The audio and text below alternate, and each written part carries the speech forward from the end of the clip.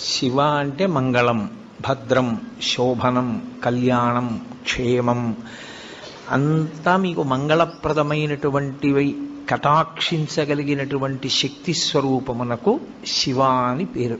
అందుకే శివునకు అమంగళమునకు సంబంధం ఉండదు. అసలు ఆయన ఎన్నడూ అమంగళము చేయువాడు కాడు. ఎప్పుడూ మంగళం చేసేవాడెవరో, ఎప్పుడూ భద్రాన్ని చేకూర్చేవాడెవరో, ఎవరి అనుగ్రహం చేత శుభ పరంపర మనకి కలుగుతుందో అటువంటి మహానుభావుణ్ణి శివ అని సంకేతిస్తాం.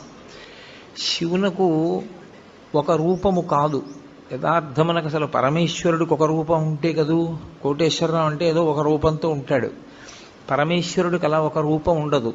ఆయన చేసినటువంటి చేష్టితముల వలన భక్తులను అనుగ్రహించాలనేటటువంటి ఆయన యొక్క కారుణ్య తీవ్రత వలన ఆయన అనేక రూపములను ధరిస్తారు.